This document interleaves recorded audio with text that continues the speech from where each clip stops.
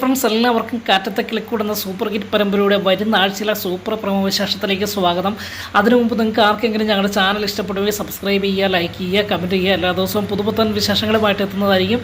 അങ്ങനെ വരുന്ന ആഴ്ചയിൽ നടക്കുന്നത് സുധീഷിൻ്റെ നിതിര ജീവിതത്തിൽ നടക്കുന്നത് വമ്പൻ ട്വിസ്റ്റോട് കൂടിയുള്ള എപ്പിസോഡുകളായിരിക്കും ഓരോ ദിവസവും. കാരണം സിനിമയെ വെല്ലുന്ന ചില പ്രകടനങ്ങളൊക്കെ വരുന്ന ആഴ്ചയിൽ നിങ്ങൾക്ക് കാണാൻ കഴിയും. അങ്ങനെ ആദ്യത്തെ എപ്പിസോഡുകൾ കാണുന്നത് നിധി വളരെ സങ്കടത്തോടു കൂടി തൻ്റെ ജോലി ഉപേക്ഷിച്ച് അല്ലെങ്കിൽ തൻ്റെ നഷ്ടപ്പെട്ട ജോലിയെ ഓർത്ത് ദുഃഖിച്ച് മടങ്ങുന്ന ഒരു കാഴ്ചയാണ്. എന്താണ്, തനിക്ക് 99% ആ കിട്ടിയ 2% ഇൻ്റർവ്യൂവിലും പാസ്സായി മൂന്നാമത്തെ ഇൻ്റർവ്യൂവിലേക്ക് പോകുമ്പോൾ 99% തനിക്ക് ആ ജോലി ലഭിക്കുമെന്ന് ഉള്ള ഒരു ഉറപ്പോടു കൂടിയാണ് പോകുന്നത്. എന്നാൽ അവിടെ ചെല്ലുമ്പോൾ നിധി കാണുന്ന കാഴ്ച സൂര്യനെയാണ്. അങ്ങനെ സൂര്യ നിധിയെ അവിടെ വെച്ച് അപമാനിക്കുകയും അങ്ങനെ അപമാനമേറ്റ് സഹിക്കുവാൻ വയ്യാതെ നിധി ആ ജോലി വേണ്ട എന്ന് തീരുമാനമെടുത്ത് മടങ്ങി വരികയും സുധീഷിൻ്റെ അടുക്കൽ വന്ന് കാര്യങ്ങൾ പറയുകയും ചെയ്യുകയാണ്. എന്നാൽ സുധീഷ് അവിടെ ഒരു വലിയൊരു സന്തോഷത്തോടു കൂടിയായിരുന്ന നിധിക്ക് ജോലി കിട്ടും, അതുകൊണ്ട് അത് ആഘോഷിക്കാമെന്ന് കരുതി മുട്ടായിയൊക്കെ കരുതി വെച്ചിരുന്ന സുധീഷിന് ആ വാർത്ത അത്ര സന്തോഷകരമല്ലായിരുന്നു. എങ്കിലും നിധിയെ ആശ്വസിപ്പിക്കുക തൻ്റെ കടമയാണെന്ന് സുധീഷ് മനസ്സിലാക്കുകയും അങ്ങനെ സങ്കടത്തോടു കൂടി വന്ന ജോലി ലഭിക്കാതെ വന്ന നിധിയെ ആശ്വസിപ്പിക്കുകയും നിധിക്ക് ആ മുട്ടായി കവർ നീട്ടുകയും ചെയ്യുന്നൊരു കാഴ്ചയുണ്ട്. അപ്പോൾ നിധി ചോദിക്കുന്നുണ്ട്, എന്താണ് സുധീഷ് ഈ കാണിക്കുന്നത്? ഞാൻ ജോലി ലഭിക്കാതെ വന്നപ്പോൾ സുധീഷ് സന്തോഷിക്കുകയാണോ എന്ന് ചോദിക്കുക. അപ്പോൾ പറഞ്ഞ അങ്ങനെയല്ല നിധി, നമ്മൾ ഓരോ പരാജയത്തിലും നമ്മൾ സന്തോഷിക്കണം. ആ പരാജയമാണ് പിന്നീടുള്ള വിജയത്തിൻ്റെ തുടക്കം. അതുകൊണ്ട് നമ്മൾ വിജയം മാത്രമല്ല സ്വീറ്റ് കഴിച്ച് സന്തോഷിക്കേണ്ടത്, മറിച്ച് ഓരോ പരാജയങ്ങളും നമ്മൾ സ്വീറ്റ് കഴിച്ച് സന്തോഷിക്കണം. അങ്ങനെ ഒടുവിൽ നമ്മൾ വലിയൊരു സന്തോഷത്തിൽ വലിയൊരു വിജയത്തിൽ എത്തുകയും ചെയ്യും എന്നൊക്കെ പറഞ്ഞ് നിധിയെ സുധീഷ് ഒരിക്കലുമില്ലാത്ത വിധത്തിൽ ആശ്വസിപ്പിക്കുകയും അങ്ങനെ അധിക നേരം ആ വാഹനത്തിൽ ഇരുന്ന് സംസാരിച്ച് തങ്ങളുടെ മനസ്സുകൾ തുറന്നു പറയുകയും നിധിയെ സന്തോഷിപ്പിക്കുകയും ചെയ്യുന്ന ഒരു കാഴ്ചയൊക്കെ ഉണ്ട്. അങ്ങനെ വീട്ടിൽ എത്തുന്നു. അങ്ങനെ നിധിക്ക് എങ്കിലും നിരാശയുണ്ട് കേട്ടോ. വീട്ടിൽ ചെന്ന് സുഭാഷിനോടൊക്കെ പറയുന്നുണ്ട്, ജോലി ലഭിച്ചില്ല, ഇങ്ങനെ ഒരു ചെറിയ സംഭവങ്ങളൊക്കെ ഉണ്ടായി എന്നൊക്കെ പറയും. അന്നേരം എല്ലാവരും ആശ്വസിപ്പിക്കുക മാത്രമാണ് നിധിയെ ചെയ്യുന്നത്. അതിനുശേഷം കാണുന്നത് ഒരു ദിവസം നിധിക്ക് വലിയൊരു സന്തോഷം കൊണ്ടുവരികയാണ്. സന്തോഷം എന്ന് പറഞ്ഞാൽ ജീവിതത്തിൽ ഒരിക്കലും പ്രതീക്ഷിക്കാത്ത ഒരു സന്തോഷം തന്നെയായിരുന്നു. മറ്റൊന്നുമല്ല, നിധിയുടെ അച്ഛനായ രാജീവ് നിധിയെ അന്വേഷിച്ച് സുധീഷിൻ്റെ വീട്ടിലേക്ക് വരികയാണ്. അങ്ങനെ മുൻപ് ആദ്യം വരുന്നത് നമ്മുടെ നിധിയുടെ ഏട്ടത്തിയാണല്ലോ. അങ്ങനെ ഏട്ടത്തി വന്ന ആ വീടും പരിസരവും ആ വീടിൻ്റെ അഹവുമൊക്കെ കണ്ട് വളരെ സങ്കടത്തോടു കൂടി നിധിയെ ഉപദേശിച്ച് മടങ്ങി വരണം എന്നൊക്കെ ഉപദേശിച്ച് മടങ്ങിപ്പോയെങ്കിലും അങ്ങനെ അതൃപ്തിയോടുകൂടി മടങ്ങിയ ഏട്ടത്തിയെപ്പോലെയല്ല നിധിയുടെ അച്ഛനായ രാജീവൻ വന്നിരിക്കുന്നത്. രാജീവൻ്റെ മനസ്സിൽ എന്തൊക്കെയോ ഉണ്ട് എന്ന് ആരും അല്ലെങ്കിൽ നിധിക്ക് ഏകദേശം മനസ്സിലായി. എങ്കിലും അങ്ങനെ നിധിയുടെ വീട്ടിൽ വരികയും അല്ലെങ്കിൽ സുധീഷിൻ്റെ വീട്ടിൽ വരികയും സന്തോഷപൂർവ്വം നിധിയും സുഭാഷും സുധീഷുമൊക്കെ നിധിയുടെ അച്ഛനെ സ്വീകരിക്കുക, കോടീശ്വരനായ ആ വ്യക്തിയെ സ്വീകരിക്കുക കേട്ടോ. അപ്പോൾ ആദ്യത്തെ ഒരു കയ്പ് അല്ലെങ്കിൽ ആദ്യത്തെ ഒരു തിക്താനുഭവം നിധിയുടെ ഏട്ടത്തിൽ വന്നപ്പോൾ ഒരുപാട് വേദനിച്ചല്ലോ.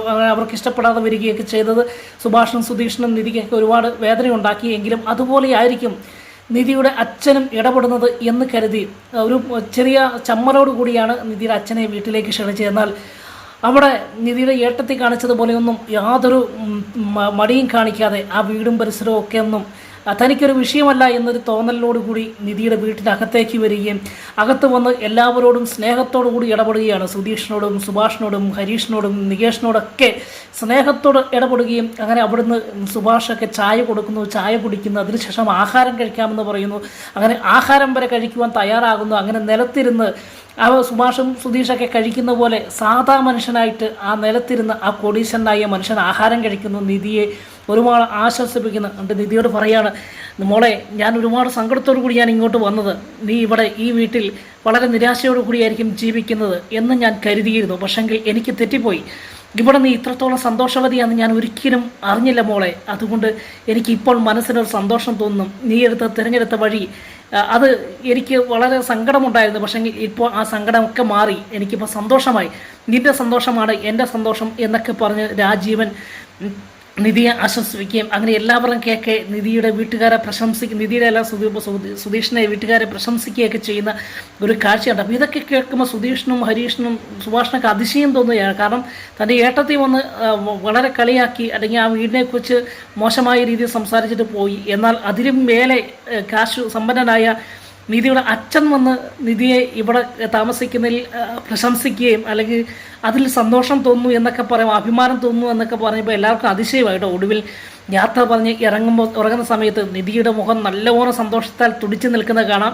അങ്ങനെ പോകുന്ന സമയത്ത് സുഭാഷിനോട് പറയുകയാണ്, സുഭാഷേ, എനിക്ക് ഒരുപാട് നന്ദിയുണ്ട് നിങ്ങളോട്. എൻ്റെ മോളെ ഇത്രത്തോളം നല്ലപോലെ നിങ്ങൾ നോക്കുന്നു, ഒരു സഹോദരിയെ പോലെ, ഒരു അനിയത്തിയെ പോലെ നിങ്ങൾ നോക്കുന്നു. അതിൽ എനിക്ക് ഒരുപാട് സന്തോഷമുണ്ട്. എങ്കിലും എനിക്ക് എൻ്റെ ഇതുവരെയുള്ള സങ്കടങ്ങളൊക്കെ മാറി, ഇപ്പോൾ സന്തോഷമാണ്. എങ്കിലും നിങ്ങൾ അവളിവിടെ തന്നെ ജീവിക്കട്ടെ, അവരുടെ ഇഷ്ടം ഇതാണെങ്കിൽ അവർ അങ്ങനെ തന്നെ നടക്കട്ടെ. പക്ഷേങ്കിൽ ഇടയ്ക്കെങ്കിലും നിധിയെ എൻ്റെ വീട്ടിലേക്കൊക്കെ ഒന്ന് പറഞ്ഞു വിടണം, രണ്ടുപേരെയും പറഞ്ഞു വിടണം എന്നൊക്കെ പറയുമോ. അപ്പോൾ സുഭാഷിന് ഇതൊക്കെ കേട്ടപ്പോൾ സന്തോഷമായി. നിധിയുടെ അച്ഛൻ്റെ മനസ്സ് അലിഞ്ഞു എന്ന് കരുതി ഒടുവിൽ പോകുന്ന സമയത്ത് ചോദിക്കുകയാണ്, നിധിയെ എന്നാൽ ഞാൻ ഒരു ദിവസത്തേക്ക് 2 ദിവസത്തേക്ക് കൊണ്ടുപോയിക്കോട്ടെ എന്ന് ചോദിക്കുക. അപ്പോൾ പെട്ടെന്ന് സുഭാഷ് ഞെട്ടി കേട്ടോ. അപ്പം നിധിയെ മാത്രമാണോ കൊണ്ടുപോകുന്നതൊരു തോന്നൽ സുഭാഷിൻ്റെ മുഖത്തുണ്ട് എന്ന് രാജീവന് മനസ്സിലായി. അപ്പോൾ രാജീവൻ പറയുകയാണ്, സുഭാഷെ പേടിക്കണ്ട, നിധിയെ മാത്രമല്ല സുധീഷിനെയും കൂടെ ഞാൻ കൊണ്ടുപോകാനാണ് ആഗ്രഹിക്കുന്നത്. അവൻ്റെ മരുമകനല്ലേ, അവളെൻ്റെ മോളാകുമ്പോൾ അവൻ മരുമകനാണ്, അവനും അവിടെ വരാൻ അവകാശമുണ്ട്. അതുകൊണ്ട് അവനെയും കൂടെ കൊണ്ടുപോയിക്കോട്ടെ എന്ന് അനുവാദം ചോദിക്കുക കേട്ടോ. അപ്പോൾ സുഭാഷ് പറയണം, അയ്യോ സാറേ, അതിനെന്താണ്, രണ്ടുപേരും വരട്ടെ, അവർക്കത് സന്തോഷമല്ലേ ഉള്ളൂ, ഞങ്ങൾക്ക് സന്തോഷമേ ഉള്ളൂ എന്ന് പറയുക കേട്ടോ. അങ്ങനെ ഒടുവിൽ നിധി ആദ്യത്തെ ദിവസം രാജീവിൻ്റെ കൂടെ വീട്ടിലേക്ക് പോകുവാൻ ആഗ്രഹിക്കുക കേട്ടോ. അങ്ങനെ ഈ വാർത്ത കേട്ട് നിധിക്ക് സന്തോഷമായി. അങ്ങനെ നിധി എല്ലാവരോടും യാത്ര പറഞ്ഞിരുന്നു, ഞാൻ അച്ഛൻ്റെ കൂടെ വീട്ടിൽ പോയി ഈ സന്തോഷിക്കട്ടെ, അല്ലെങ്കിൽ ഇത് എനിക്കൊരു വല്ലാത്തൊരു ജീവിതത്തിൽ ഒരിക്കലും വിശ്വസിക്കാനാവാത്തൊരു കാര്യമാണ്, അതുകൊണ്ട് സുഭാഷ് ഏട്ടാ ഞാൻ പോയിട്ട് വരാം എന്ന് പറഞ്ഞ് യാത്ര പറഞ്ഞിറങ്ങുന്ന സമയത്ത് സുധീഷിനെയും നിധിയെയും ചേർത്ത് പിടിച്ച് അനുഗ്രഹിക്കുന്ന രാജീവിനെ കാണാൻ ഈ സമയത്ത് എല്ലാവരുടെയും മുൻപിൽ വെച്ച് സുധീഷിനെ വളരെ സന്തോഷത്തോടു കൂടി സ്നേഹിക്കുകയും കരുതുകയും ചെയ്യുമ്പോഴും മനസ്സിനുള്ളിൽ രാജീവിൻ്റെ മനസ്സിനുള്ളിൽ സുധീഷിനെ എങ്ങനെയെങ്കിലും നിധിയിൽ നിന്ന് പറിച്ചു കളയുക എന്നൊരൊറ്റ ലക്ഷ്യവുമായിട്ടാണ് വന്നതെന്ന് സുധീഷ് അവസാന നിമിഷം മനസ്സിലാക്കുക കേട്ടോ. അങ്ങനെ ഒടുവിൽ നിധിയെയും സുധീഷിനെയും ചേർത്ത് നിർത്തുന്ന സമയത്ത് സുധീഷിൻ്റെ കയ്യിൽ പിടിച്ച് ഞെക്കി അമക്കുന്ന രാജീവിനെ തൻ്റെ ദേഷ്യം മുഴുവൻ ആ കൈകളിലൂടെ സുധീഷിലേക്ക് പ്രകടമാക്കുകയൊക്കെ ചെയ്യുന്ന നമുക്ക് വരുന്ന എപ്പിസോഡിൽ കാണാം.